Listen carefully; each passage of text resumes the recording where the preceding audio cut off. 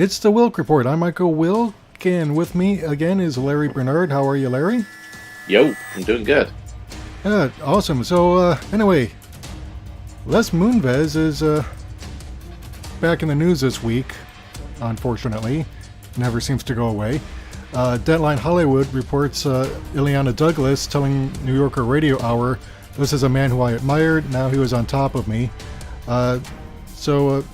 Let's read the article here. Ileana Douglas would become a leading source of the first of two New Yorker stories in which a dozen women offered accounts of forcible attempts at intimacy and in some cases of allegations of assault by the CBS former chief executive, whom they say retaliated against those who rebuffed his advances. Moonves resigned on Sunday last week, issuing a statement that the untrue allegations, quote-unquote, were, quote, not consistent with who I am. No. But in an interview with David Remick for the New Yorker Radio Hour, Douglas discussed why she contacted writer Ronan Farrow, what happened in her encounters with Moonves, and what CBS should do to address a culture of misogyny at the media company, which goes into Julie Chen Moonves returning to host Big Brother and standing by her guy. Because also, according to Deadline, she had come back this week after an understandable absence, and basically she opened up the show saying, "Good evening, I'm Julie Chen, welcome to Double Eviction Night," making no opening reference to her absence from CBS this week until tonight's episode, or that her The Talk colleagues have been dining on her family drama on Monday and Tuesday's episodes, or that Sharon Osbourne had observed of Chen's husband on national TV. Obviously, the man has a problem. This past Monday, moments before Chen would on any other week have appeared on The Talk, she instead sent out a statement saying, "I am taking a few days off from The Talk to be with my family," and that she was going off the CBS broadcast grid until tonight's Big Brother. That was as of September 13th. So, but then she finishes out the show saying, "I'm Julie Chen Moonves, good night." So the subtle message of the sign-off, obviously not lost. Has anybody ever considered saying these are core to who I am, these, rape and molestation allegations? You say, well, this isn't who I am. Well, did you think somebody was going to have you say, yeah, I'm a rapist and a molester, and I use my position of power and authority to get sex out of women and sometimes men? Did they think anybody was going to do that? I mean, the way they handle these things is bizarre. It's almost as bizarre as the fact that major executives at all four major TV networks were doing this for years, if not decades. Yeah, and this just goes to show that a lot of this stuff is, I mean, it just exposes a lot more in Hollywood than I think a lot of people really would be comfortable with if they knew even half the story. And I think we're only seeing the tip of the iceberg. I don't think we're done here. I know Corey Feldman has yet to really come out with the full details of what was done to him as a child. But I have to wonder, did this happen to Jonathan Brandis, and is that why he took his own life? Obviously, it was done to Corey Haim, and it affected him to the point that he overdosed on drugs. It just seems, and then of course Eliza Dushku, who was assaulted by the stunt coordinator on True Lies when she was only 12. So, but you notice how Eliza Dushku has always gotten all these TV shows where she's the central focus, and she's never that strong of an actress. Right. Well, I think she's. Well, I think. Well, I don't know if I would say she's not that strong of an actress. I think she is, but just that a lot of the material that she's given probably doesn't really live up to her full potential. Do you believe she's the central character for an action-adventure show? Do you believe she's that kind of an actress? I think it depends on the show, because keep in mind when she was on Buffy, she kind of got pigeonholed into a certain kind of role in it. And, I hate to say she was typecast, but, if you watch her in something like, say, Bring It On, where she's a co-lead for that film, and then... Well, you can talk about... let's see, she was in Banshee, the TV series. Yeah, she was also in Jay and Silent Bob Strike Back. That she was also in True Calling, where that was less of an action role, but it was more of a drama. But that was better. I think she's been cast in action roles too many times, and I think the fact that she keeps being cast in action roles may suggest that there may be some questionable behaviors by people like, I don't know, Joss Whedon, for example, who's known to have possibly, sexually harassed women, used his position of authority to have sex with women in the past. Yeah, and it kind of brings me back to Moonves, because Hollywood Reporter has a thing by Linda Bloodworth Thompson, who did not, interestingly enough, suffer sexual harassment or assault, but nevertheless had a lot of bad experiences with Moonves. Apparently, once he came on board over as head of CBS, she was kind of pushed off. Because this is a woman who created Designing Women, Evening Shade, a whole bunch of shows from the 80s and 90s that, kind of grew on people and were very popular at CBS. But then Moonves comes in and it's like, no, we're getting rid of these and we're going to put in, stuff geared more towards guys and, kind of the sexed up thing that, pretty much what it is. Which didn't work. Right. Because right now it's mostly for senior citizens still. Right, and how many CSI shows do you really need? Oh God, you could do well. Actually, they have NCIS. Got CSI Minnesota. Hey, there's a lot of distinct crimes there. No, CSI Fargo. Yeah. Yeah, that guy, he's kind of funny looking. Funny looking how? Oh, just in a general funny looking kind of way. But no, I'm sorry to make light of this, but if I don't, then I end up crying because Linda Bloodworth Thompson, like I said, she created some pretty memorable shows in her time at CBS, and according to the Hollywood Reporter, I'm going to quote from here because this was actually written by Linda Bloodworth Thompson. So I'm going to start off with a second paragraph here. It said, "I was never sexually harassed or attacked by Les Moonves. My encounters were much more subtle, engendering a different kind of destruction. In 1992, I was given the largest writing and producing contract in the history of CBS. It was for $50 million, involving 5 new series with hefty penalties for each pilot not picked up. Designing Women was my flagship CBS show, and Evening Shade had just been lauded as the best new comedy of the season. CBS Chairman Howard Stringer and President Jeff Sagansky attended many of the Designing Women tapings, reveling in the show, quoting the lines, and giving us carte blanche to tackle any subject, including sexual harassment, domestic violence, and pornography. They even greenlighted an entire episode satirizing Clarence Thomas's Supreme Court nomination. It was, to say the least, exhilarating. Little did I know that it would soon all be over. By 1995, Stringer and Sagansky were gone, and a new unknown to me president named Les Moonves had taken over. By then, I was producing a new pilot prophetically titled Fully Clothed Non-Dancing Women. I was immediately concerned when I heard that Mr. Moonves was rumored to be a big fan of topless bars. Then someone delivered the news that he especially hated Designing Women and their loudmouth speeches. He showed up at the first table read and took a chair directly across from mine. Actress Ileana Douglas, who later accused him of sexual harassment, sat next to me. Having been voted most popular in high school, I felt confident that I would be able to charm him. I was wrong. He sat and stared at me throughout the entire reading with eyes that were stunningly cold, as in, "You are so dead." I had not experienced such a menacing look since Charles Manson tried to stare me down on a daily basis when I was a young reporter covering that trial. As soon as the pilot was completed, Moonves informed me that it would not be picked up. I was at the pinnacle of my career. I would not work again for 7 years. And then, of course, the rest of the article goes on to detail how he basically kept sabotaging her pilots, dangling them in front of her, then saying, "Oh no, it's not being picked up," until the point where she left. So yeah, it kind of goes to the culture that Moonves created at CBS, and it just kind of reinforces what Ileana Douglas and his other accusers were saying about him. And what really bothers me is Julie Chen, continuing to stand by him, even though she's got to know he's guilty of sin. And that's what I don't get. Because she's married to him and she doesn't want to have to cope with the fact that he's done horrible things, and that means does she want to stay married to him or not? Right. She's got emotional complications. And if there's a prenup, then she doesn't really get anything that she didn't bring to the table, which, given Moonves' and his reputation, I would probably say, yeah, he did make her sign a prenup, so, maybe she feels trapped. I mean, this is all speculation on my part. I could be wrong. I probably am. All right, so don't take this as, gospel truth. I'm not saying this is the case. It's just speculation on my part.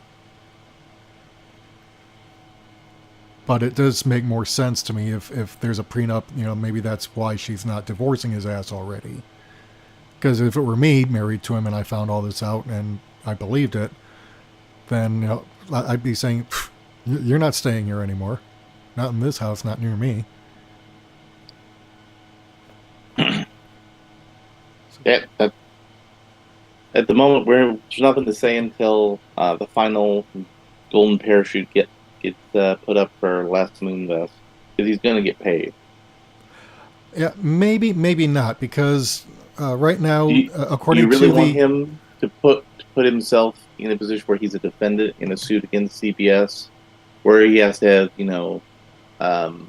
where he has the right to get all sorts of documents, and he and his lawyer will expose documents of how much CBS went along with some of his choices, how other executives agreed he could burn down the whole place with what he knows, and what he knows he can get in a court of law as discovery. All right, but at the same time, the investigators at CBS has hired to find stuff out.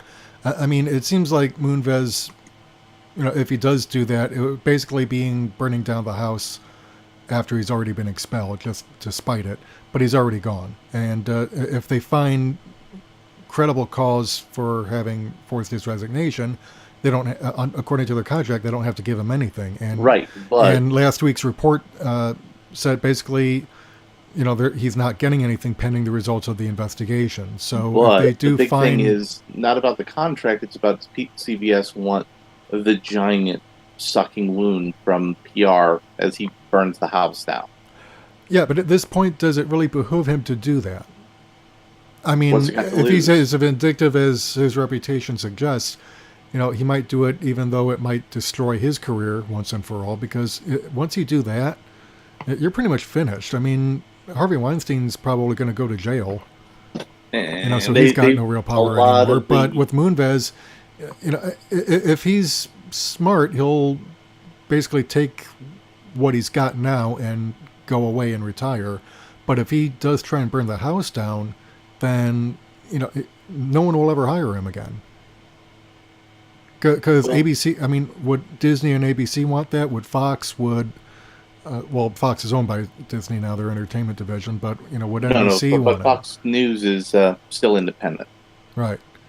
But would any of these organizations want him after he did that? I mean, because none of them are in a position where it's like, we don't want this asshole working here, because if things go sour, then he'll do to us what he did to CBS, and we don't want that. So I wonder at the if... point in time, again, CBS has more to lose than he does. Yeah, that is true, especially with the merger on hold for at least 2 years, but that could easily go south if more comes out and Moonves decides, if Redstone does take over in 2 years, once the stipulation of the contract expires, then, he might decide to do whatever. Because 2 years is still a long time to wreak a lot of havoc. Mm-hmm. And also the fact that this corporate culture happened in CBS, in ABC, in NBC, in Fox News. It happened in all of them. I don't think anybody's been exposed in CNN, but there have been people on MSNBC. He's probably just the tip of the iceberg. And he knows he could intimidate them over all sorts of talent. He could be a off-the-record source for all sorts of reporters to go after people. So they want to have a nice non-disclosure agreement on him. Yeah. Yeah, and, which brings me to my next point. There's a video, Gothamist.com reports a rather disturbing video showing Harvey Weinstein coming on to a woman before supposedly raping her, and it's pretty graphic. Melissa Thompson, who was 28 at the time, and this was in September 2011, so about 8 years ago.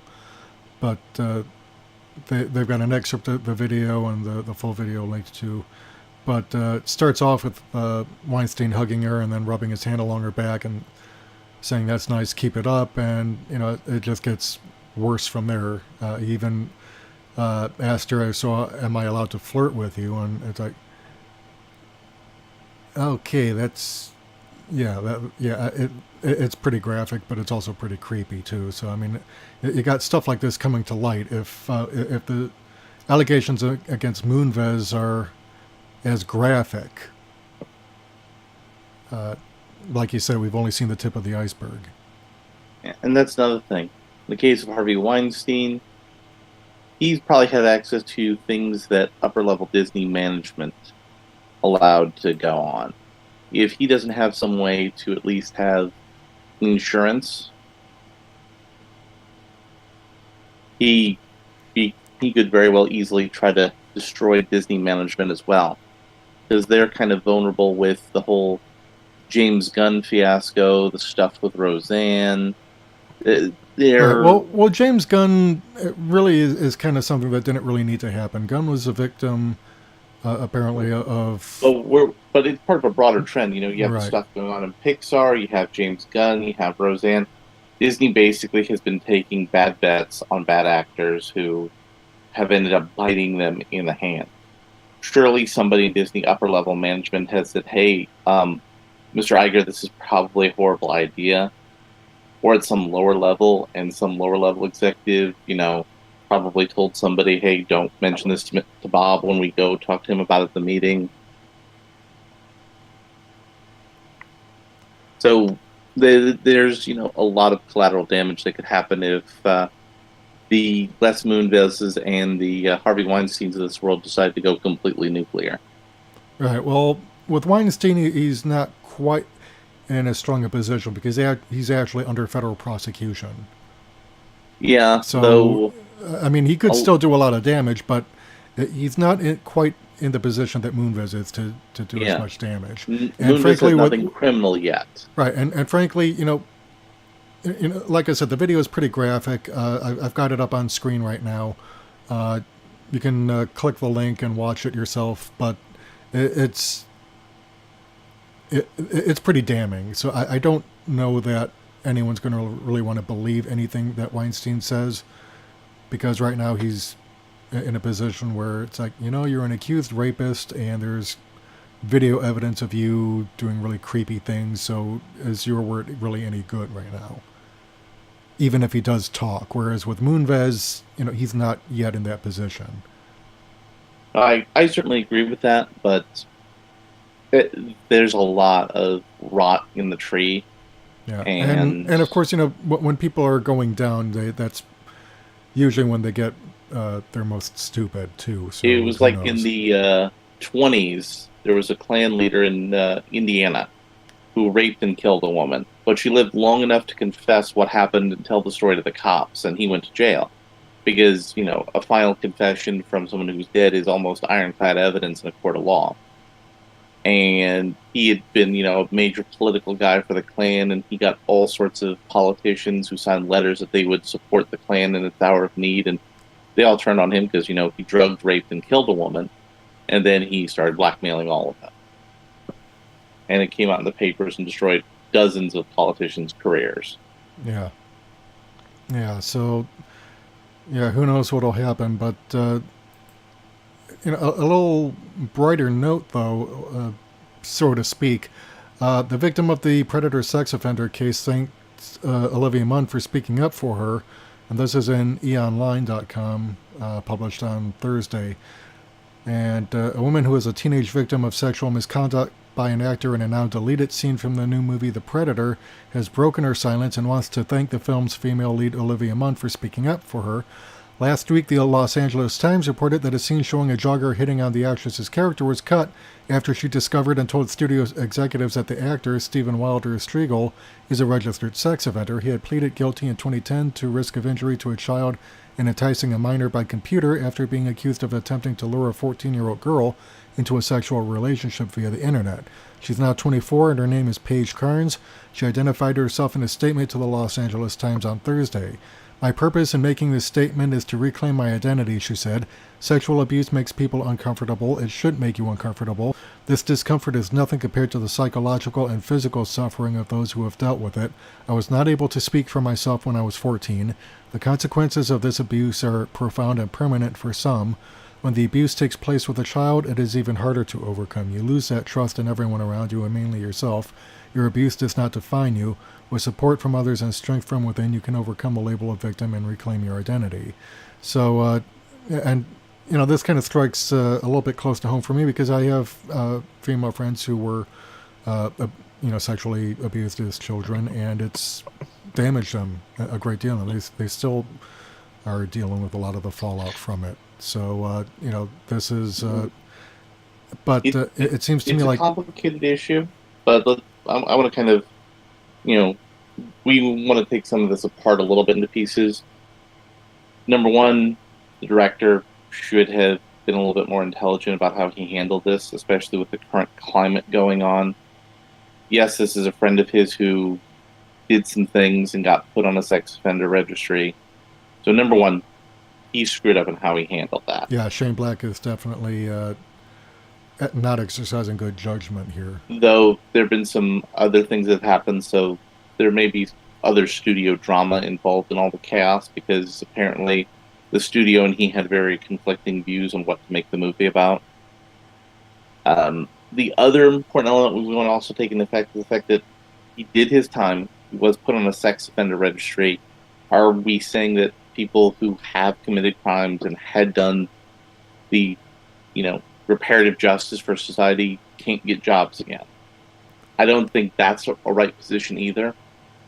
But given the current climate, Shane Black should have went to Olivia and said, look, here's a thing that might happen. How can we best handle this? And had, an adult discussion with her about it. And Right. had an adult discussion with the studio about it. Here's why I think he's the best choice to do this part. And I think we need to find a way to strike a balance between, creating a safe work environment for everybody, but also allowing people who've done their debt to society to, re-enter the world, because otherwise that only creates more crime and violence. Yeah, and that's a good point, actually, because a lot of people who end up, one of the reasons why we have such a high recidivism rate here in the United States is, because, people have an exceedingly difficult time escaping their records.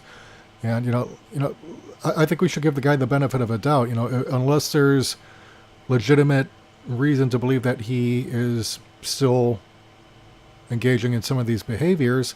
I think we do need to give him the benefit of a doubt. On the other hand, yes, we do need to hold Shane Black accountable for not handling this whole thing like an adult and telling people up front, look, we should let you know that this is what's going to happen. Maybe he would have had to be, maybe he would have had to replace this guy anyway before, anyone worked with him. But at least he could have avoided a lot of what's been going on. And we have CGI and shit now. He could just film the scenes with him without any of the other actors and just, do that together on a computer. Right. Well, that's still kind of engaging in deception, though. I think at the end of the day, it comes down to he should have been upfront with people from the beginning if he thought this might be a problem. And it seems like he never bothered to even do that, where he thought, okay, well, I want to give him a chance, but, at the same time, I'm too much of a coward to bring it up because it might create more conflict and drama. But from what I'm hearing is he wanted this movie to be over 2 hours. The studio didn't get what he was doing, and so they cut it down to like 90 and some change minutes and cut out a whole bunch of things and refilmed a whole bunch of things. So Olivia Munn in the studio could be making a bigger deal out of this. I'm not going to accuse her of, saying something for political reasons, but you can't take that out of the equation.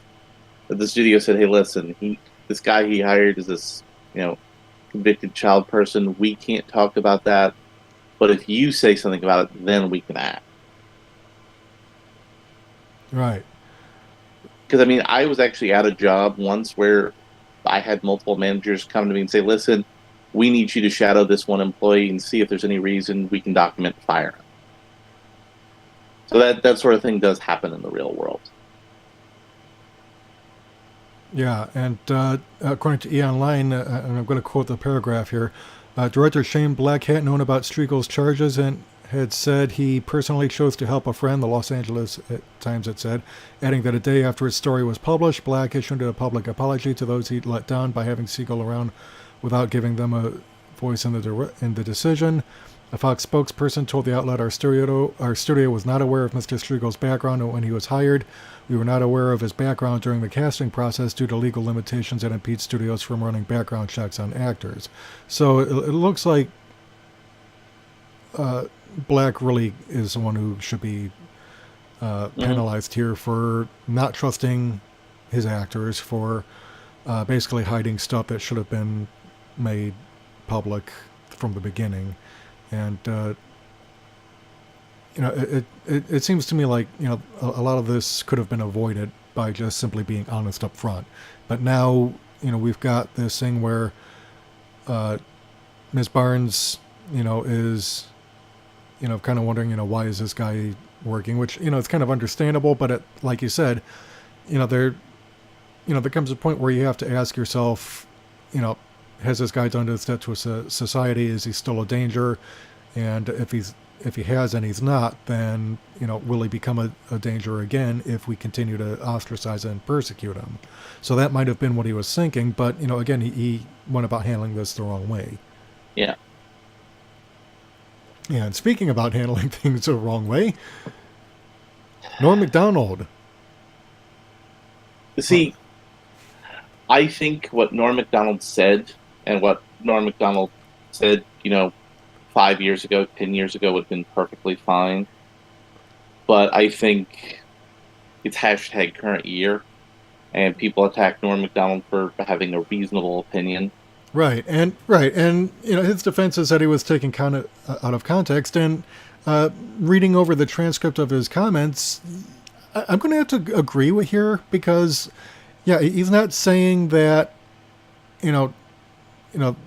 Roseanne and others should be necessarily forgiven right now, or that Louis C.K. and should be forgiven immediately. It's just that they should be given a chance after an appropriate period of time has passed and they've done some self-reflection and right. It's basically they should be given a chance to redeem themselves, and of course if they don't, then have at them. But I think people did kind of jump the gun and read into. Did you also hear what he said on the Howard Stern interview? I did not. That Jimmy Fallon told him that people all around his office, including producers, were in tears after what he said. They were so horrified. That's what Jimmy Fallon allegedly told Norm Macdonald. And Norm Macdonald in turn said this on the Howard Stern show. Wow. If that's the case, Norm Macdonald has a point. We've kind of... The cultural pendulum has gone way too far. If, normal adults in, a high-profile studio environment are in tears because somebody says, maybe some people should have forgiveness and redemption eventually. Right. And, because, the former Saturday Night Live star, and this is TMZ.com, former Saturday Night Live star says it's a shame Roseanne and Louis had their careers derailed by backlash to their words and actions. Well, it's kind of their fault, actually, Norm. But he says he believes everyone deserves forgiveness if they admit their wrongs and show remorse. And so far, Louis C.K. seems to have done that. Roseanne is still kind of dodging, trying to blame the medication. And it's, but Roseanne, this is part of a pattern, and he keep doing it and blaming someone else for it. He's got a substance abuse pattern. Right. So, right. And it's like, so I can kind of see both sides of this issue, but, at the same time, here's the bigger problem with what happened with Norm Macdonald. If this keeps happening, people just aren't going to apologize anymore, because every time somebody gets apologized, Norm didn't get canceled from the Tonight Show until after he apologized. if an apology for a reasonable mistake or a reasonable um, remark that upsets people isn't allowed, then people just stop apologizing. Right, right, and it seems to me like, when it comes to Roseanne Barr, she's one of those types who, and keeping track of her public statements and her public actions, she seems like one of those types who just is never going to learn. And so, yeah, I mean, I think Disney was right to fire her because, what's she going to do? She also has chronic substance abuse issues, and mental bipolarity illness issues. Right. Yeah, all of which Disney knew about when they hired her, and they still, let her take to Twitter. Disney should have paid her to have somebody take over her Twitter account. Because Disney has people on staff who run Twitter accounts for all their big celebrities, and you pay Roseanne some money. Say, listen, I know you like to shitpost on the internet, but here's an extra $1 million for you to not shitpost on the internet when this series is on the air. Right, and the only reason nobody has stopped Donald Trump from using Twitter is because, well, no one dares. But he's a president. The only person who could stop Donald Trump from using Twitter at this point is Jack. And it's even questionable if he could legally do it at this point. Yeah, pretty much. But still, I mean, look at what is happening to Trump as a result of his inability to exercise any self-control. I mean, he's pretty much like, he's so bad that even George W. Bush and his thugs are looking good by comparison and being publicly rehabilitated because they don't like him. Which is disgusting because those guys are all war criminals, but, that's, you have to be pretty bad in order to make those guys look good. And you heard Roseanne's going to leave the country once the Connors comes on. She's going to go live in Israel. Oh, that reminds me. The Connors. Maya Robinson has joined the Roseanne spinoff as a series regular. A familiar character is returning to the Connor family. Maya Robinson is set as a series regular on ABC's The Connors, joining John Goodman, Laurie Metcalf, Sarah Gilbert, Lacey Goranson, Michael Fishman, Emma Kenny, Ames McNamara, and Jaden Ray in the spinoff from Tom Werner and Werner Entertainment. Robinson will play Gina Williams Connors, DJ's wife and Mary's mother, who returns home from active duty overseas in Afghanistan. Her character, then played by Raven Larry Moore Kelly, first appeared in White Men Can't Kiss, a celebrated 1994 episode from the original Roseanne series. Robinson takes over the role from Sasha Roquemore, who played the character in one episode in the first revival season of Roseanne. So, at least first of all, what's his face from The Big Bang Theory can come back now too, because that's what they're going to need to inject some life into this show. Yeah, because at this point Roseanne, they need it. They have a problem. Because here's the only thing that made that show work. You have Roseanne and Dan as the avatars of Donald Trump's America and how they slowly come to terms with the new reality of the world. That's why they had a gender-fluid grandson. That's why they had a biracial grandkid. That's why they had the two kids who served in the war. It was all perfectly primed for the awakening of Donald Trump's America. That was the entire arc series. Right, which is ironic because in the first iteration of Roseanne, the Connors were actually fairly working-class liberals. I mean, they... Yeah, but a lot of the people who voted for Trump used to be working-class liberals. That's, True. So, I mean, yeah, and, 20 years can change a person, but here's the Roseanne revival was kind of...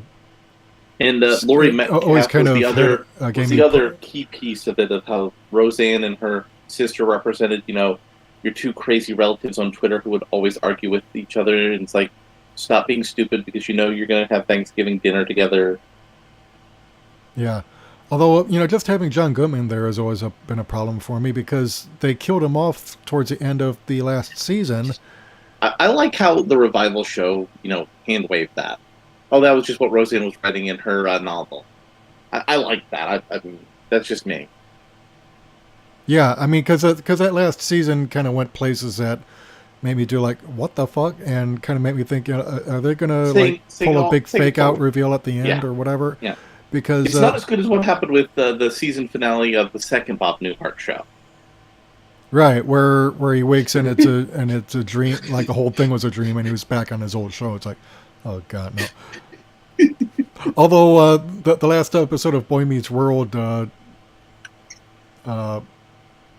Cranston wakes up and imagines that the entirety of Breaking Bad was a dream, and his Boy Meets World character was waking up from it instead of dying. So yeah, I mean, just a lot of meta stuff going on in these shows, which, on one hand is pretty funny, but on the other hand is like, yeah, but you're kind of walking a fine line, from a writing standpoint. But hey, if it works, it works. Although, and I do like how they tend to break the fourth wall. For example, when Lacey Goranson left, and then her replacement came in. God, what was her name? She was on Scrubs later on. Yeah, and she would get a much better part in Scrubs. Right, and they even had an episode where they brought both actresses back in the end credits, talking about how they both play back in and then leave the show abruptly. So it's like, yeah, so they were never afraid to break the fourth wall or get all meta with their material. So I kind of like where some of the ideas are going. But, with the Connors, it seems to me like there is a lot of potential for blowing it without Roseanne. But on the other hand, if you remember Valerie back in the 80s and 90s, where Valerie Harper got her own show, but then left, I think, over a salary dispute, and then they continued it without her, and then but brought they don't on have Sandy. anything as good as Mama. Right. That's the thing. You need the key linchpin character, and What's-Her-Face was never the key character of that show. It's like how Carl from Family Matters was supposed to be like the central figure, and then the show became about Urkel. Yeah, that is true.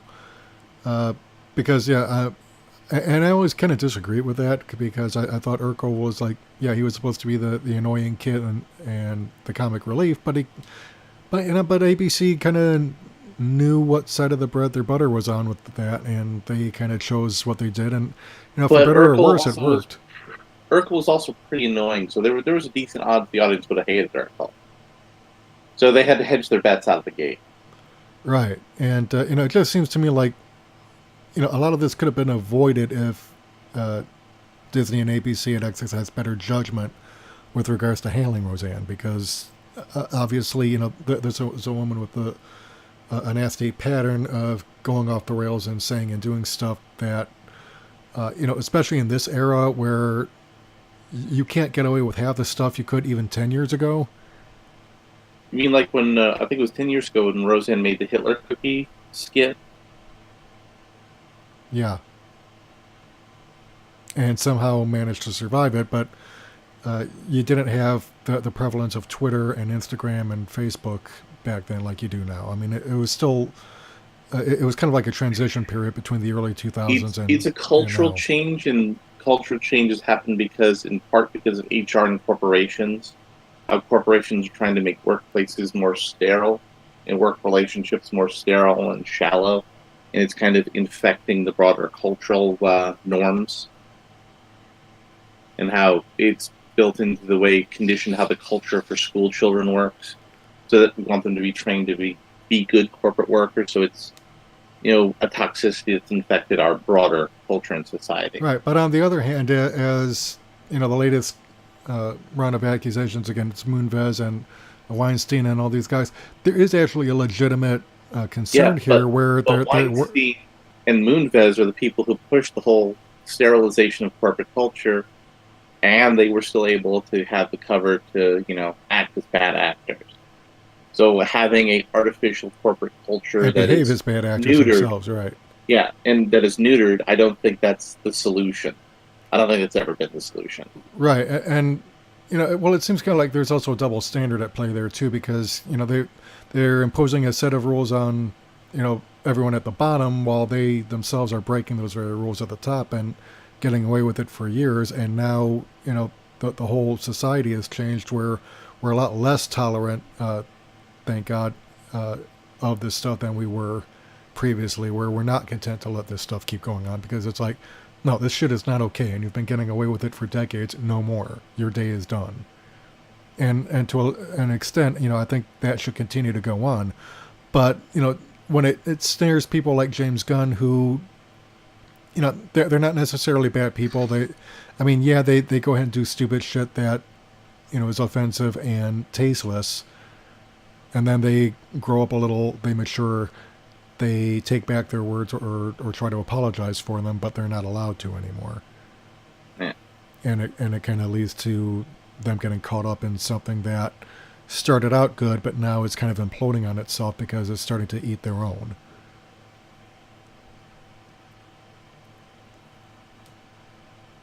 And that kind of ticks me off because, there are people like Chris Hardwick who, end up getting their reputations tarnished, and people still believe that they're guilty, even though people quit his show and are refusing to work from his show, and people who are trying to pull out the network over the fact that after a reasonable investigation, they said we didn't find sufficient cause to these allegations. We can't have jurisprudence or respecting humans' rights to reasonable trial by judgment. Right. And, it seems to me like, Chris Hardwick and James Gunn are basically casualties of a war that really kind of got started by the likes of Moonves and Weinstein and, to an extent, Woody Allen back when he was hitting on his stepdaughter.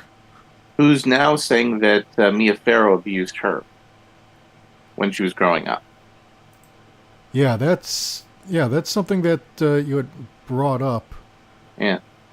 This just came out today. Soon-Yi Previn, wife of filmmaker Woody Allen, has weighed on the controversy surrounding her husband and his adopted daughter, Dylan Farrow, blah, blah, blah. Never interested in writing a mommy dearest, get even with Mia, none of that. What happened to Woody so upsetting and so unjust, blah, blah, blah. Let me see here. Yeah, I can find the meat of the article, because the Hollywood Reporter's not good at getting to the heart of things quickly. Yeah, and there's a... In big type here up on the screen, it says, "But what's happened to Woody is so upsetting, so unjust.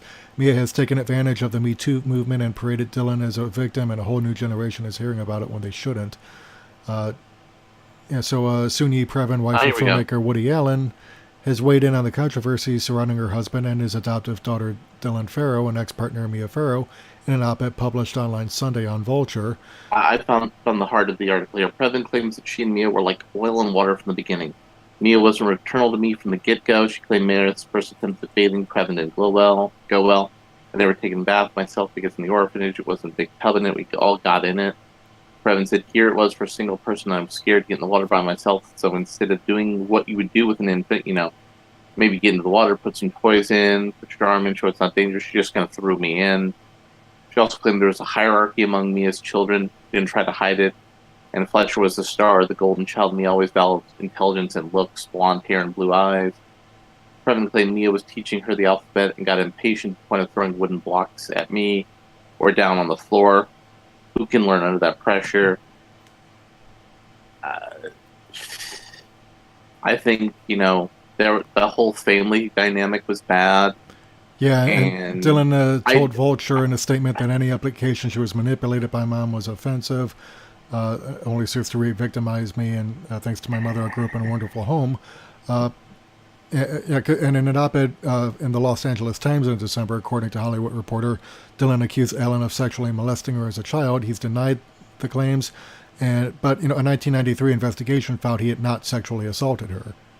So he's already been cleared on that by an investigation. And also, Mia was in an abusive relationship with Frank Sinatra, which is no surprise because Frank was kind of drunk. Right, and Woody Allen's adoptive son Moses defended him against Dylan's allegations and claimed their mother Mia was physically and emotionally abusive, which, coming from a household in which my mother was physically and emotionally abusive and drove my father to an early grave, I can kind of have sympathy for Soon-Yi and Moses here.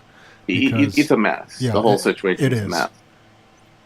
And it just seems like, all this stuff is coming out. Some of it has been out there for years, but it was never really fully dealt with or addressed.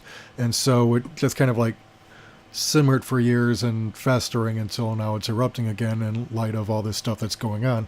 And and just to put all this in context of how it's affecting people years after the fact, that it refuses to go away because we haven't really addressed this stuff. And my fear, with this thing against Moonves and Weinstein is that once it's all over, and and once people have forgotten about Bill Cosby and Moonves and Weinstein and others, it'll just go back to being swept under the rug, and then And this is also happening at the same time. Studios want to encourage women into positions of power, but no man in his right mind wants to mentor a woman in the current cultural climate, because then he might be accused of sexually inappropriate conduct. It's a mess. Right, and and this is also kind of ties into Ronan Farrow, who Dylan's brother, because he's defending Mia on this. He's saying, not worth saying much to dignify the repeating campaign to discredit my sister, often by attacking our mother. This happens every time Dylan speaks, so this is all I will offer. My mother did an extraordinary job raising us, and none of my siblings with whom I've spoken ever witnessed anything but love and care from a single mom who went through hell to keep her kids safe.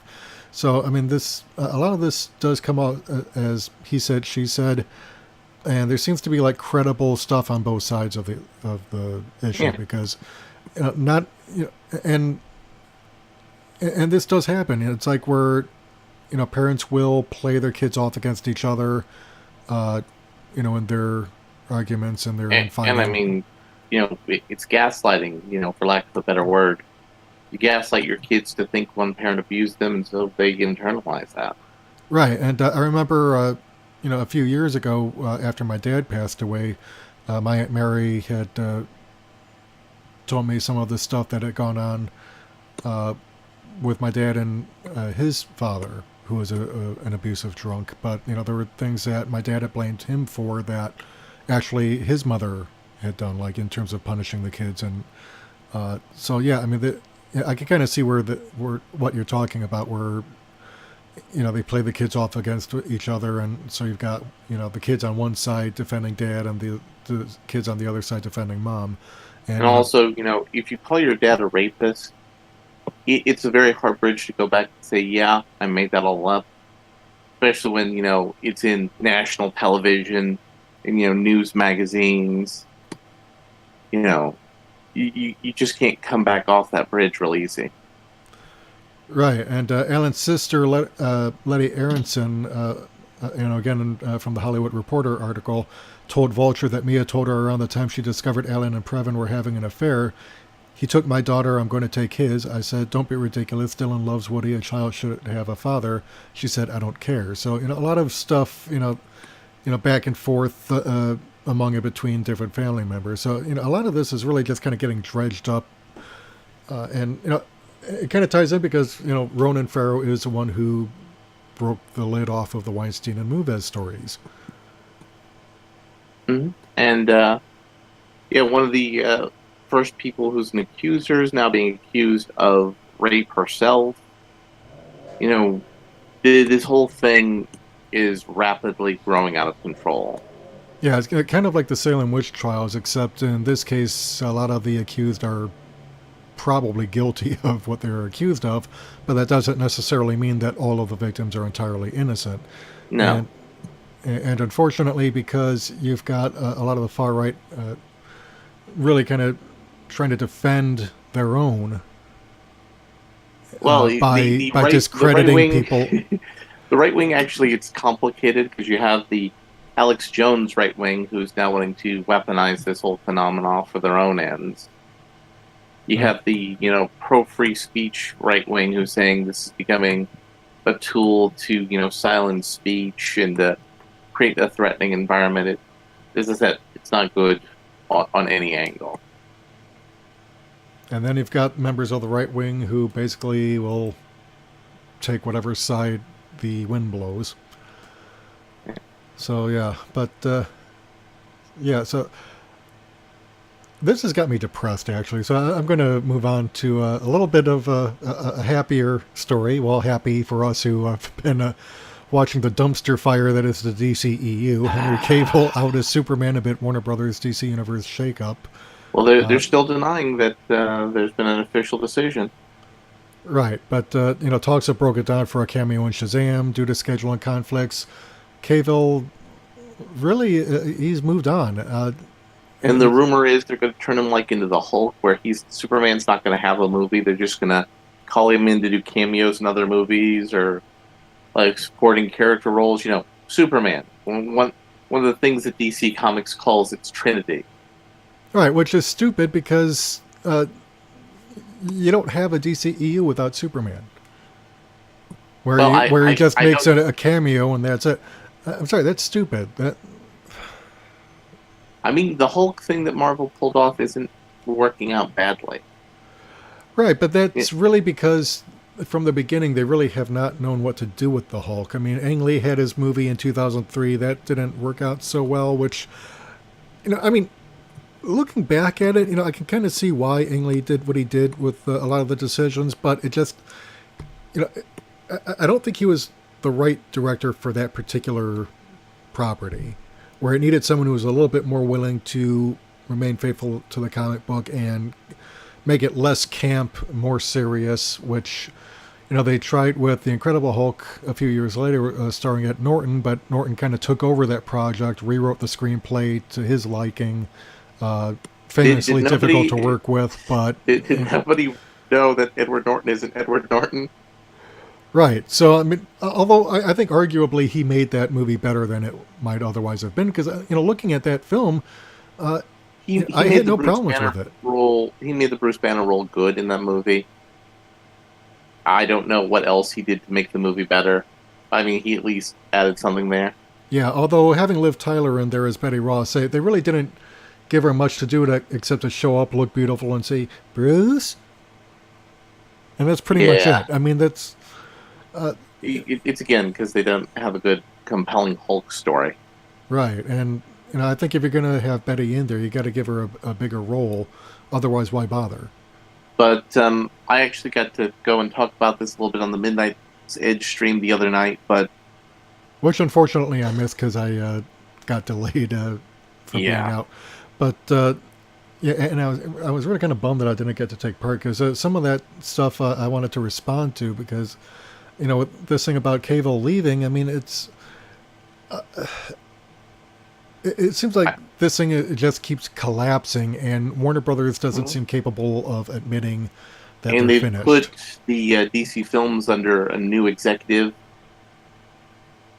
So they're now part of another working group within the corporate hierarchy.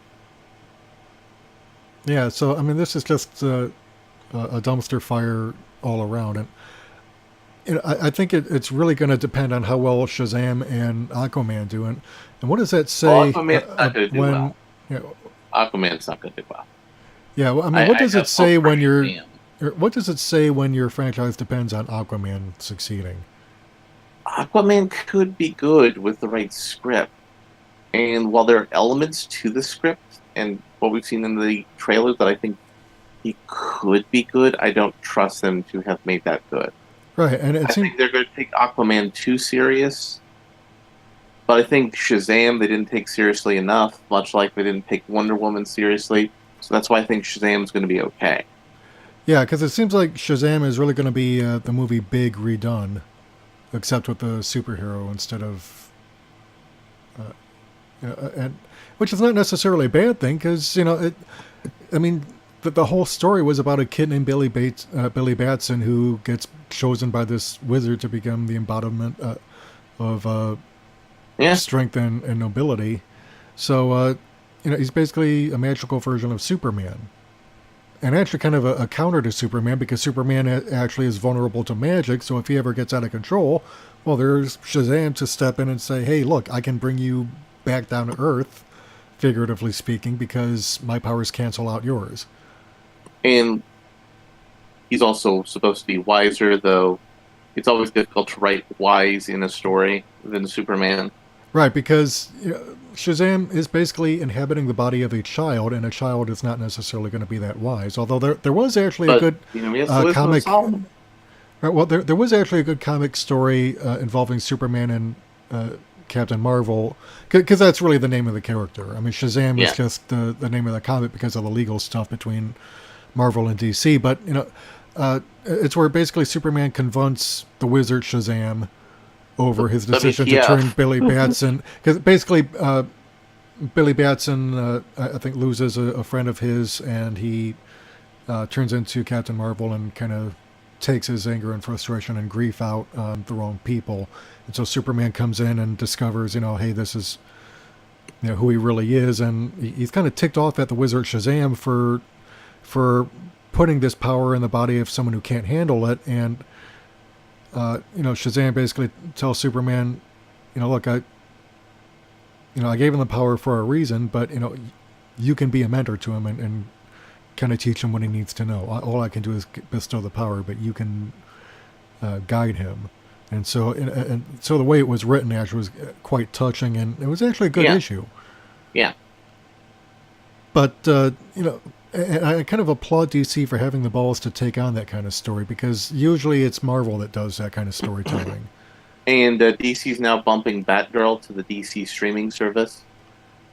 So we're going to have Batman. Right, which they're getting desperate when they bring out a character they've always despised and actually went out of their way to get rid of with the Killing Joke, although fortunately Alan Moore regrets that now.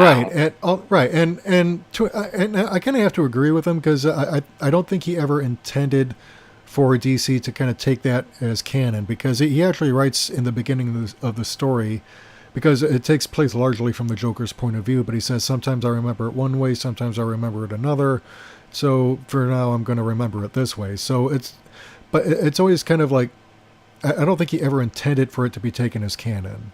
And so everything, and even the crippling of Batgirl was not meant to really be taken as a permanent thing. But I think that really strengthened Barbara Gordon as a character. Yeah, because they brought her back as Oracle, because DC, unlike Marvel, when they screw up, they admit it and they take steps to correct the problem. And so they turned her into Oracle. They made her own character in charge of her own team, the Birds of Prey, and she kind of comes out of the shadow of Batman and her father. So, which was a good story. Right. So, I mean, it's kind of one of those things where unintended beneficial consequences from a questionable decision. But, when it gets to the point where you're trying to resurrect a character like that with all that baggage, and it's like, how do you handle it? Do you ignore it? Do you acknowledge it but try and write it in? It's kind of a tricky thing to pull off. And, when, like I said, when your franchise relies on the success of Aquaman and Wonder Woman, although from what I'm told, it's okay. It's not bad, it's not great, but it's a lot better than Man of Steel or Batman vs. Superman Dawn of Justice, and it's certainly a hell of a lot better than Justice League. The bar was set so low that we were all happy. Yeah, it was literally like the Red Letter Media video. Oh my God, DCEU made a competent movie. Yeah, but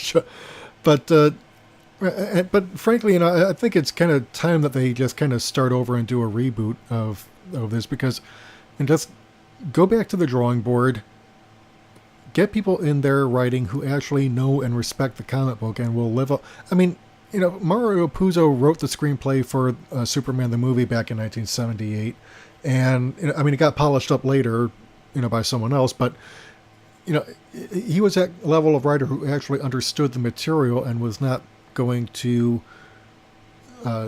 He was not going to go ahead and trash it, because let's face it, Superman is Jewish. Also, he was invented by a pair of Jews. He was kind of portrayed as this Superman, but the kind of a Jewish heritage there, and so Mario Puzo, who's probably Catholic, but there's still that kind of kindred with Jews, because if you remember Siskel and Ebert and some of their outtakes, where like they've got like they can't seem to get through their lines, and then they patch things up by the end of it where they're going after Protestant Christians because the Jews and the Catholics have passion and the Protestants allegedly don't. Well, I don't know about that, but it's kind of like this weird social dynamic going on between the people from that era where they kind of realized who Superman was actually originally written by and for.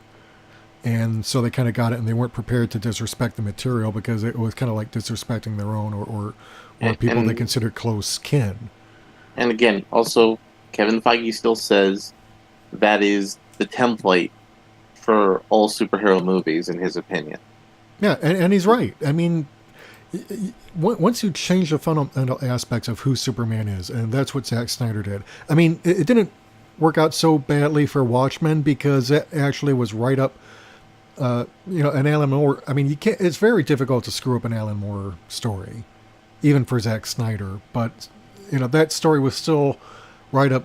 It's still the kind of story that Zack Snyder could tell because it's so dark and cynical, and it fits with his interpretation of what a superhero movie should be, where there is no black and white; it's all shades of gray. And so I actually found myself.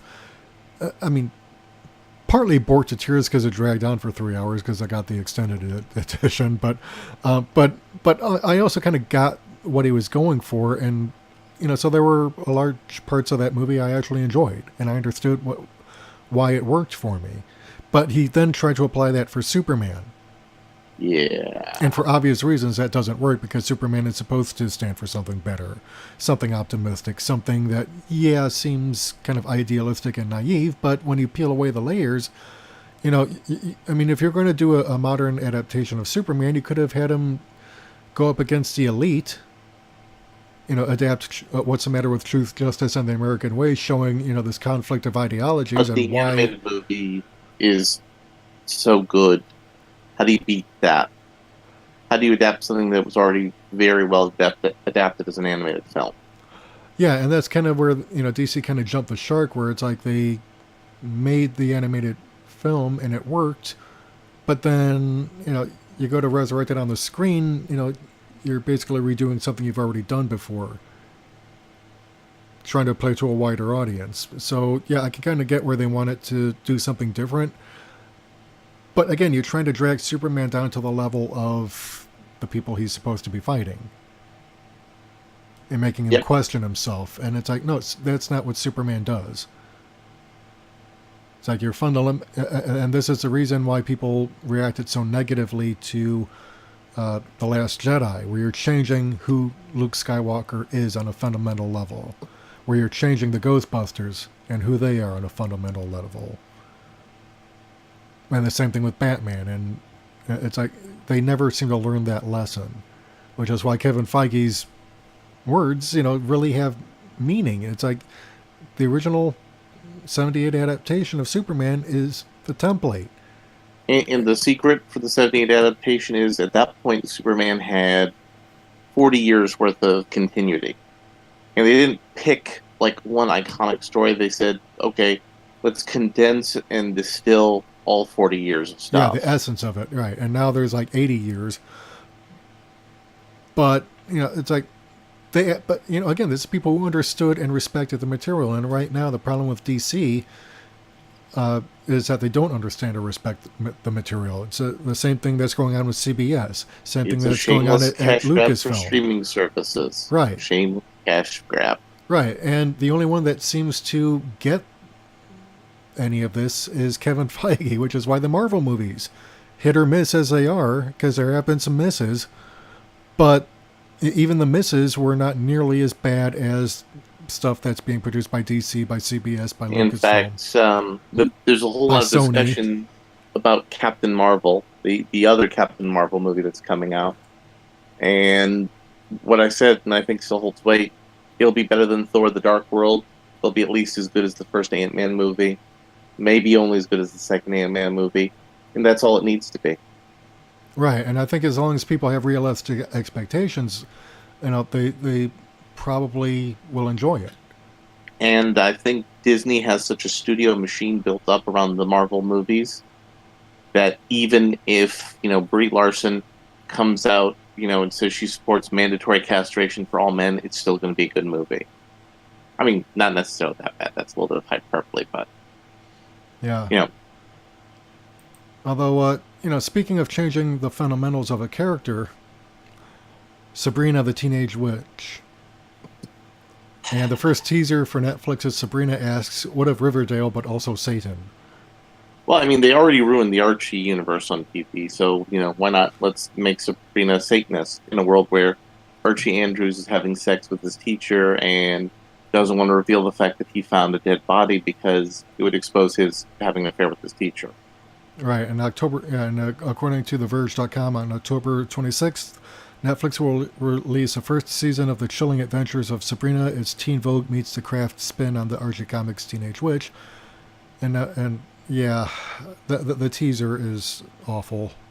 I mean, I think that angle could have worked, but I don't think that they're putting the effort in to make it work. Right, it would work if they weren't trying to apply it to a comic that was supposed to be lighthearted and funny and catered to kids.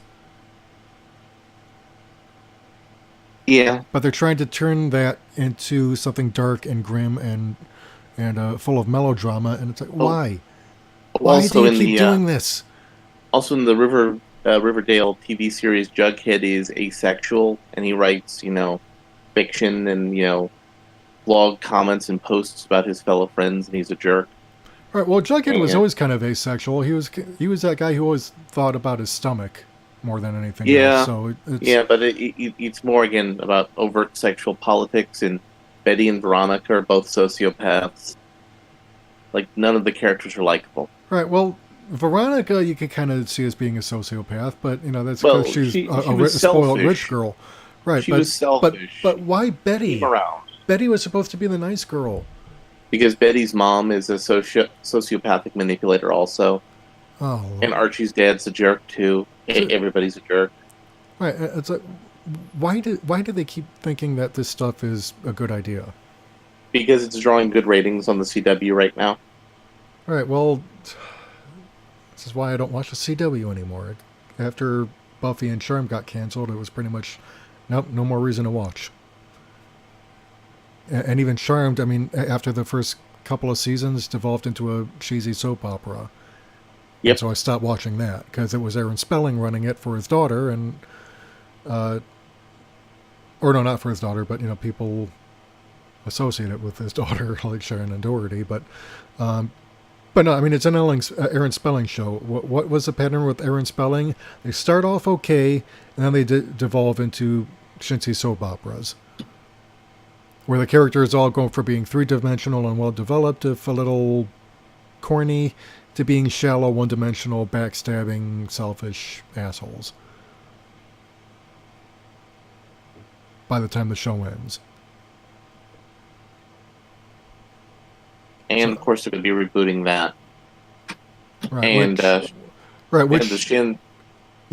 none of the actresses want this show on the air because, I mean, first of all, because it's being marketed as something that is feminist and empowering to women. I think Holly Marie Combs actually snarked on Twitter, I guess we forgot to do all that the first time around, which, that was just savage because it's true. I mean, the original Charmed was actually edgy and, girl power, and for its time it actually worked. I mean, in much the same way that Xena Warrior Princess did, although without getting quite as preachy about it. And being more lesbian. Yeah, it was a little bit more lesbian, but I don't think anyone was really complaining about that, not even the Christian right all that much, although no one was really taking them as seriously then as they are now. But it's like, it's like, if you're going to do something that caters to women, why not do something like Designing Women or Xena Warrior Princess, where, I mean, they might be self-conscious about catering to women, but they're not doing it in a way that insults the audience, or that seems like they're pandering. Or the Charmed cast says they want to do a reunion show, but where they do the reboot of the Golden Girls. That would be funny. It really would. Yeah, Alyssa Milano could take on the Blanche role. Shannon Doherty would take on the, uh, she would take on the. God, what was B. B. Arthur's? Arthur? Yeah, B. Arthur's role. Yeah, they could. Yeah, and probably Hilary Marie Combs could take on Sophia. No. You have what's her face, who's still alive, take on Sophia. Estelle Getty's character. Yeah. No. But I mean, you have the only one of the Golden Girls who's still alive take over Betty Estelle White? Getty's character. Yeah. Oh God, no, that would fall to that would fall to Rose McGowan to take on the Betty White role. Yeah. Helen Marie Combs always came off as being a little smarter on screen than Rose McGowan's characters. I mean, which is not to say that Rose McGowan is dumb. It's just, a lot of the characters she's played have been either dumb or naive or kind of not all. All there. Yeah. So, but yeah, I mean, I'm just sick and tired of people taking stuff from my childhood, like Archie comics, because when I was a kid and visiting my grandparents' house and later my Uncle Jim, because he had some of the old Archie comics, Sad Sack, comics that you don't really see anymore. I mean, what's next? Are they going to revive Casper the Friendly Ghost and turn him into an emo horror ghost story where he murders people? Are they going to take that little red devil kid who was like the good little devil and make him into this badass monster? Which, I don't know, he might have appeared briefly in the background for the Sabrina preview. So, I want to kind of go a little bit off script. So, you know how there was Avatar: The Last Airbender, one of the more iconic cartoons of the last decade or so. Yes. And then they made a sequel to it called The Legend of Korra, where only 2 of the 3 creative engines were there, and it fell short. Well, the other third of the Trinity was making a show called The Dragon Prince that just came out on Netflix. And you could see things that were missing from the original formula in The Dragon Prince, and you could see things from The Dragon Prince that were missing that would have made The Legend of Korra better. I see. So, yeah, well, I haven't really watched The Legend of Korra much. Maybe the first few episodes of the first season. After that, I kind of went through some stuff and was unable to continue watching because I lost access to cable and whatnot. But, Yeah. So The Dragon Prince on Netflix, it's a very generic fantasy story, and that's where I fault it with. The biggest problem is the world building didn't reinforce the story themes enough, and where Avatar: The Last Airbender was you have to master all 4 elements by the end of the summer and defeat the Fire Lord. The main character talks to his stepfather, who's the king, and he says, wars are complicated, there are crimes on both sides, and things that people on both sides don't want to forgive or forget. So you're making something more ambiguous, which I understand is more appropriate for the tastes of today, but you're not really building a world of conflict where there's ambiguity and support. Yeah, because where are the stakes in that? Where, because you can have a 3-dimensional antagonist and still make it a full of conflict. It's kind of like what they've done in. It's kind of like what they've done in Cobra Kai, where, things are ambiguous. There are no real villains in the first season because, they're showing Johnny Lawrence now from the other side of the lens, and making us realize, okay, he probably wasn't quite as bad as the first movie made him out to be, and maybe Daniel LaRusso, played by Ralph Macchio, wasn't all that good. And now it's like 34 years later, and they're both, in their 50s, and they've got their own kids, and, but it's written in such a way that it works. And from what you're describing in The Dragon Prince, it seems like he's trying to replicate that on a level, but it's not working because... Let me break it down a little bit more. So, the key plot device for the first season is there's a MacGuffin. I'm not going to go into too much spoilers, and the kids are all trying to get the MacGuffin away from the bad guy of the series. The bad guy is not, however, the central antagonist for them as they escape the MacGuffin. It's nature and the broader political conflicts that are going on elsewhere in the story away from the main characters. I say, well, there's your problem right there. You see, according to Ruin Johnson, the MacGuffin isn't important. It's the packaging and the act of tossing it out that's important. Mind blown. And oh my god! Now, you actually tweeted that, and with regards to Cloak and Dagger, the movie, which is this '80s movie featuring Dabney Coleman. I loved that as a kid, though. Right, myself. Right, and I posted a Twitter reply to that because I've got to be the savage against that guy, because why not?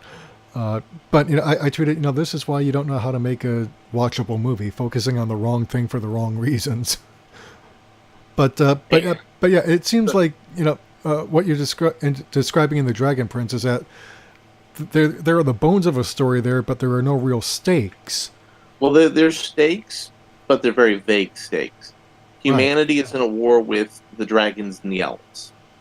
And humanity's in the war with the dragons and the elves because of something humans did that we can maybe do an entirely different, more in-depth review on that. But when they say there's a war with crimes on both sides, you don't see it in the world. Right, and humans were made refugees and driven to a different part of the world, but you don't see the consequences of that. Okay, so all right, so I think I know where it's going wrong. They're doing too much telling and not enough showing.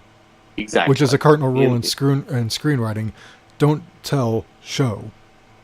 That's because television and film are visual mediums, and you can't write it in the same way that you can a novel or a stage play, because a stage play is visual, but it's much more dialogue oriented. Yeah. Whereas but I would give it credit for something related back to Batgirl for a moment. The main female character that's with the heroes right now, there was a sequence where I thought she was going to lose her arm. Because of one of the big themes of the show is that people screwing up because they're doing the right thing, and there being consequences for doing the right thing. But they avert that, and crippling or maiming a main character has become a big trend, and it cycles in and out. It's like PTSD right now is a big trend as well. So I really thought that the female elf was going to lose a limb, but that got avoided. Yeah, so it sounds like they've got an idea of where they want to go, but they spend too much time in dialogue and not enough time actually showing it. And so it doesn't feel real to the audience, because they're not seeing it. Yeah, I think he was the brains in the original Avatar about the characters and the relationships, and Bright were the ones about saying, okay, here's the world we need to make to kind of build the character conflicts we need to make these characters all shine. Yeah. I think that is where Trinity, where they all played their part. But unlike The Legend of Korra, this is a competent show. It's fine. It's not great. It has moments where it's good. It's better than some of the animated shows they have on Netflix, but it's not as good as some of the best shows. Yeah, that are animated on there. Yeah, and while we're talking about popular properties, Doom Patrol is getting Brendan Fraser as Robot Man in the DC Universe TV series. Because Brendan Fraser's been out of the limelight for a while. He's making his comeback after revealing some sexual assault that he had endured about 15, 20 years ago at the hands of a male Hollywood mogul. So, yeah, in fact, all right, so Deadline.com says Brendan Fraser has been cast as one of the leads, Robot Man Cliff Steele, in DC Universe's upcoming live-action series Doom Patrol from Greg Berlanti and Warner Brothers TV. A former race car driver, Cliff Steele was in a horrific accident that left his body uninhabitable. Cliff's brain was saved by the mysterious Dr. Niles Calder, and he lives on in a powerful robotic body. Fraser will provide the voiceover for Robot Man and will appear in flashback scenes as Cliff Steele. Riley Shanahan has also been cast in the role of Robot Man. He will provide the physical performance of the characters on stage in full body costume. But yeah, there's Yeah, the HFPA, which, let's see if this will actually load. The Hollywood Foreign Press Association. Yeah, because this. Yeah, all right. So Hollywood Foreign Press Association, LA Times website. That's okay. Here it is. Yeah, so the Hollywood Foreign Press issued a statement Friday addressing a sexual assault allegation by actor Brendan Fraser in a GQ profile published Thursday. And this article, let's see when this is actually from This originally. was from, I think it was a month or two ago. Right, and yeah, so yeah, the LA Times article isn't loading. So going to the GQ article, let's see. Yeah, I remember reading about this. This is from back in February, actually. So yeah, it's actually more than a few months ago. But yeah, there's a story about that where, let's see if I can scroll down. Let's see. I mean, part of the reason for his disappearance from Hollywood is his body just started quitting on him because he's done all his own stunts, and probably his entire skeleton by now has been replaced. So he's probably more of a cyborg than the actor who actually played Cyborg. All right, so let's see. Scrolling down, and then of course his mother died. So that's another thing. All right, so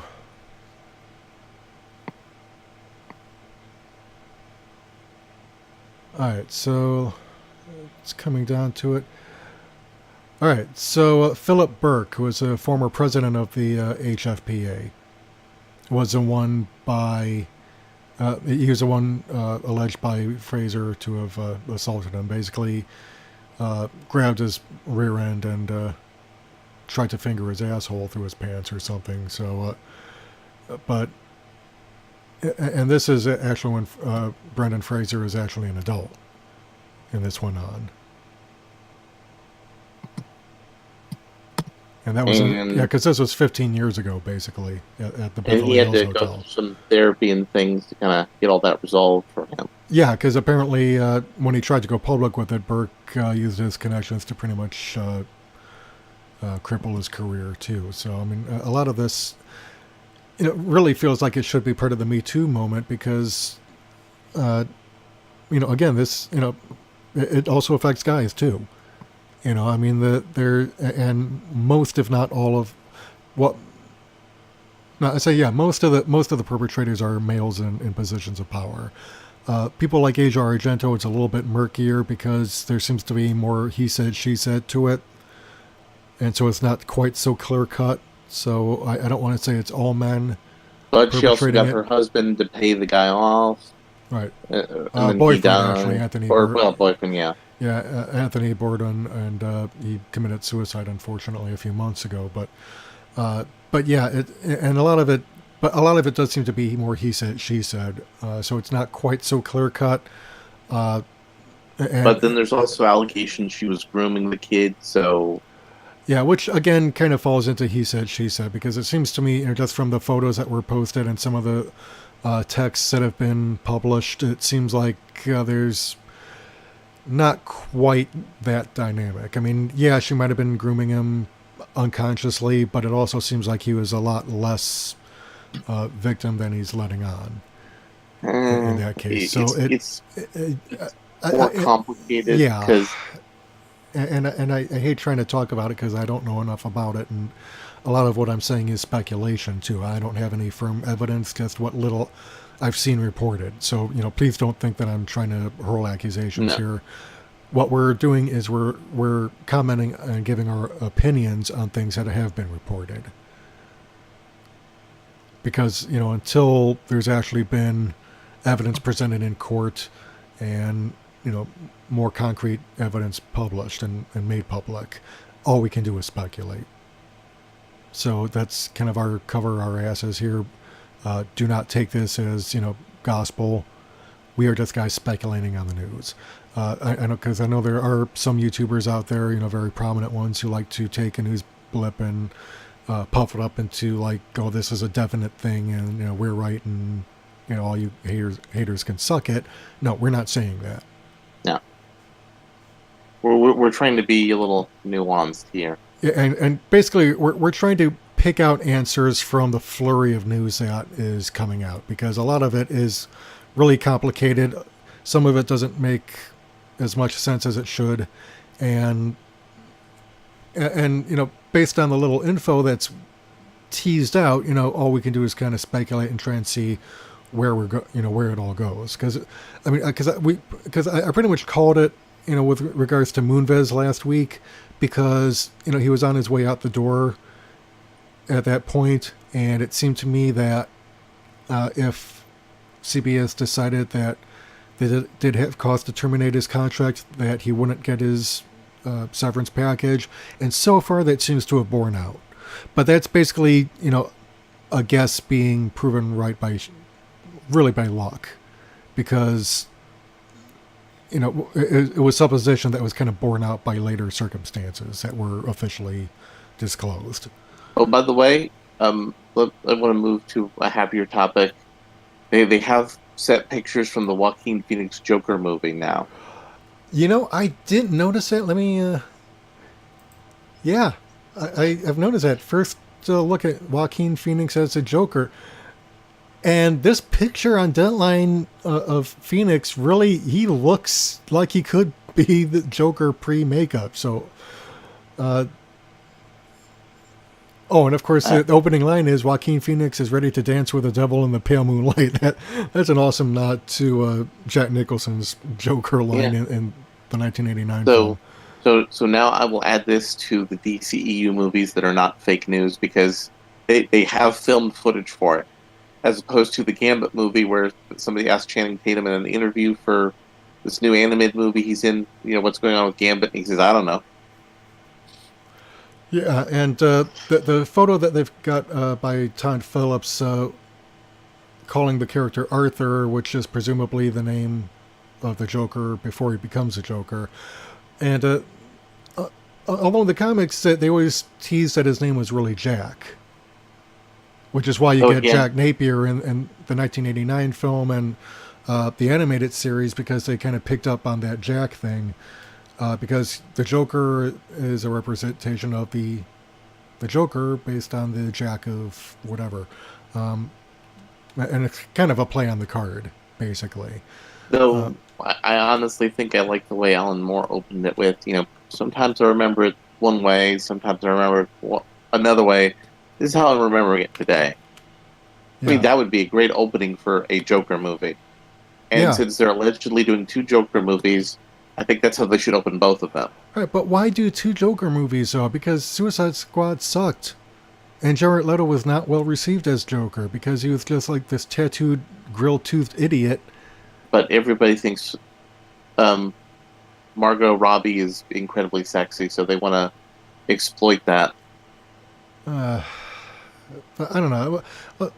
And I'm kind of on the fence with regards to casting Joaquin Phoenix, because on the one hand, he is rather eccentric as an actor. On the other hand, he has been pretty good, and it seems like playing Johnny Cash was amazing. Yeah, so it's not like he doesn't have the talent. I mean, and Jared Leto does have his own talent. It's just that I felt that talent was not suited to the Joker.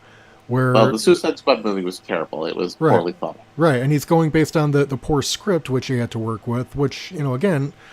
Not entirely faulting him, but it was just it's kind of like with Ang Lee Hulk. You've got talented people involved, but they're just not the right fit for the material. So it's not to say that, Jared Leto was a talentless hack, or that Ang Lee was a hack when he did the Hulk. No, I mean, it's just that, it just wasn't, it didn't mesh well. And so it kind of needed, that combination of a director and an acting team who understood the material enough to get it right. And it seems like, this could be that instance where Leto was not the right fit, nor was the director for Suicide Squad, but maybe this project with Joaquin Phoenix might be it. Yeah. I'm at least looking at that picture when I looked at a picture, I just imagined the story of the Joker like in 1960s or 70s San Francisco, or the DC equivalent of that. Right. Well, I'm more enamored of the opening picture, which shows him wearing a tuxedo and his hair slicked back, and he's got this big grin on his face, and he kind of looks like, okay, you recolor his face and hair and lips, and yeah. That's the Joker. Whereas with the pic that Todd Phillips posted on Twitter, it's like, on Instagram, kind of looks like a Vietnam vet, kind of middle-aged. Well, no, that's what I'm saying. I was imagining the Joker, but kind of like Manson. Yeah, and that actually kind of gives me cause for concern because if you portray the Joker as more along the lines of what we saw in Tim Burton's Batman, because I think Joaquin Phoenix could actually pull off channeling Jack Nicholson if he's smart about it.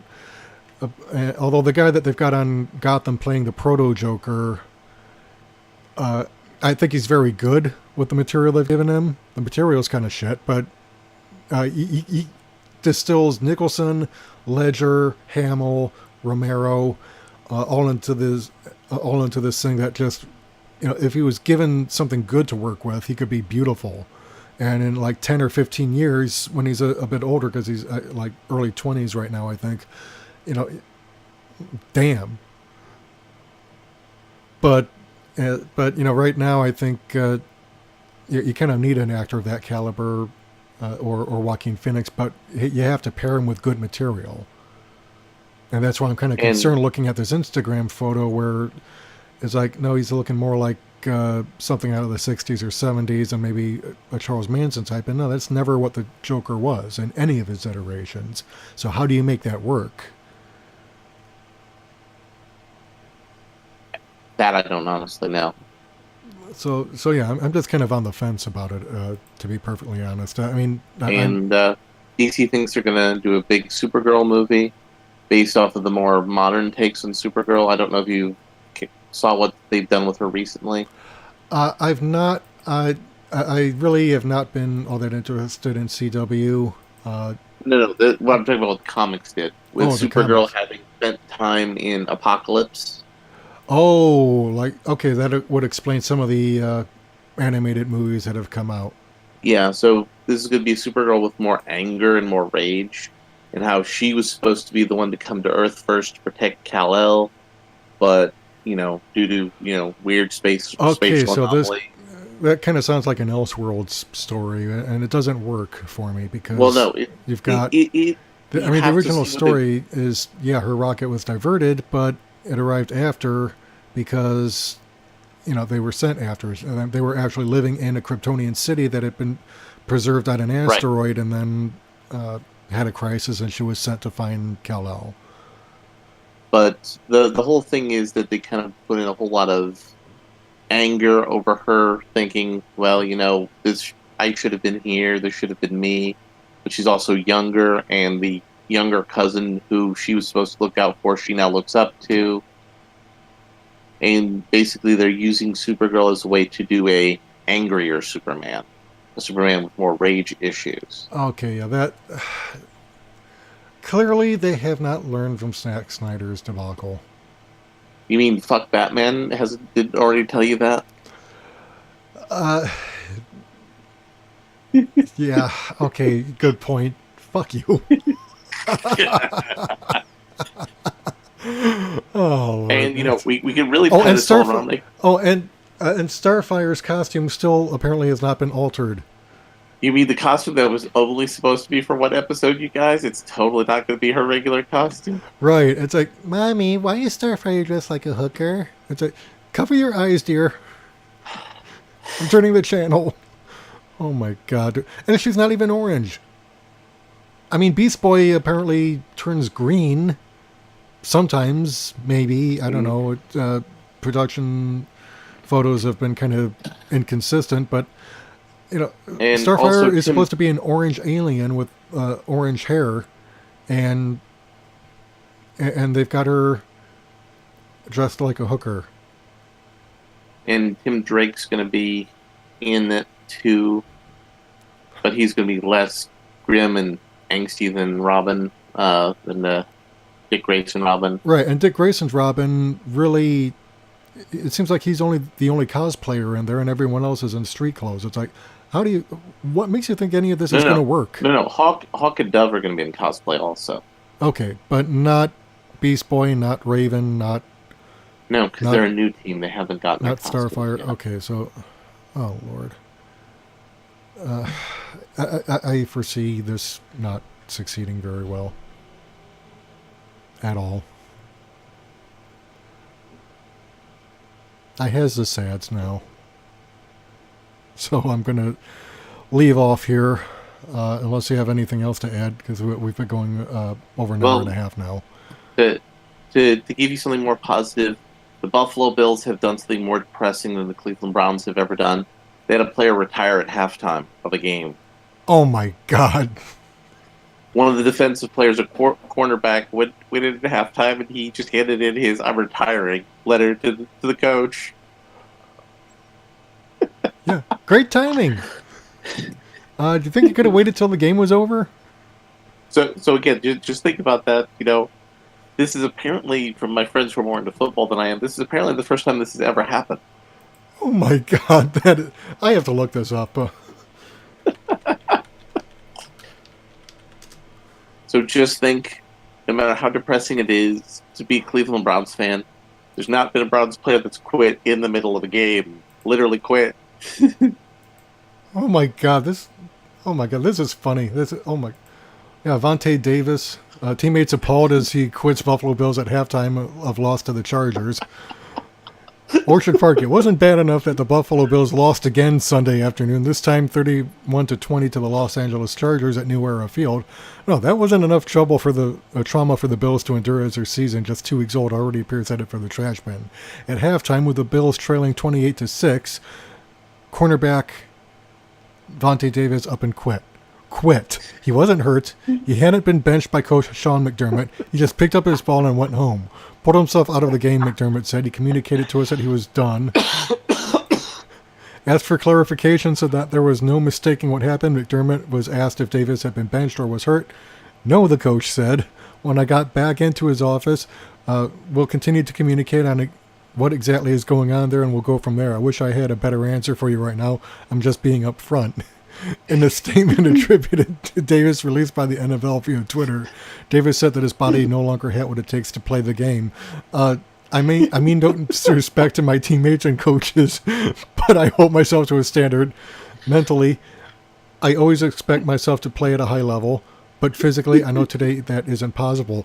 Do you think maybe you could have waited until the game was over, or maybe not gone into the game in the first place? Or maybe said, come on, I'm not playing at a high level, but this is halftime. I can get my focus. I can get my swagger back. I can do this. Right. It's like, yeah, Davis apparently signed on with the Bills as a free agent earlier this year after missing most of last season with a serious groin injury that required surgery. But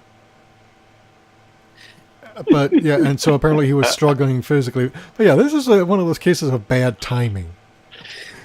It's like, okay, so you knew you weren't up to snuff before the season began.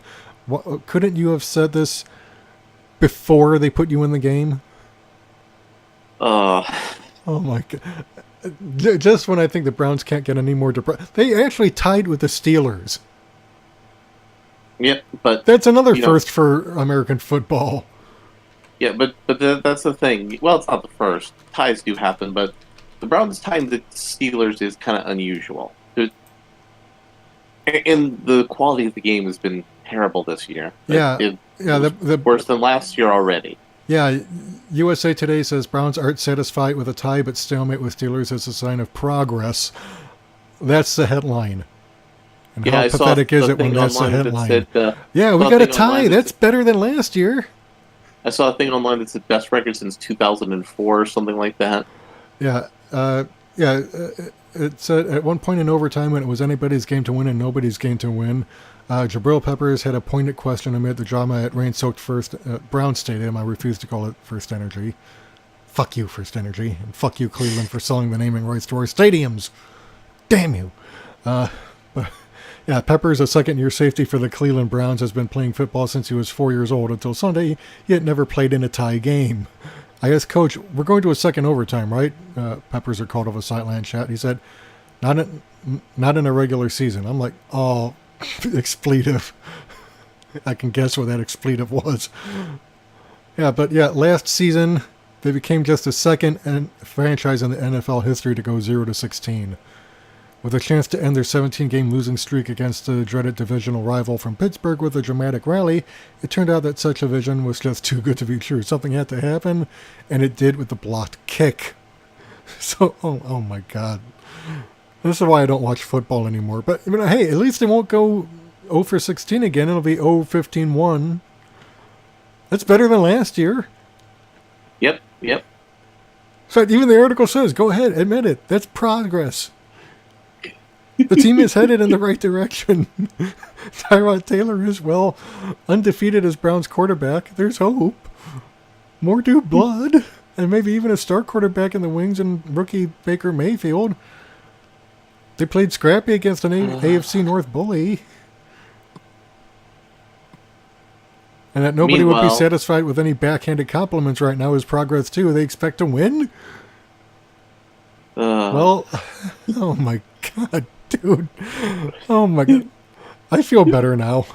My life is falling apart, but I feel better now for this. Thank you, Larry. Because no matter what, you can always say, well, at least I'm not living in Buffalo. Yeah, that's true. My actually biggest memory with Buffalo has to be a Ben Kingsley movie where he played a hitman who was an alcoholic who would throw his bottle of vodka into the snow to give him the encouragement to go down and shovel to the sidewalk. That to me, I'm guessing, is the spirit of Buffalo. Quite possibly. Oh, Lord. All right, so anyway, it's getting late. I've got people trying to reach me through text, so I'm going to sign off. Wrap this up. Yeah, this is Michael Wilk and Larry Bernard for the Wilk Report saying take care, good night, we're out.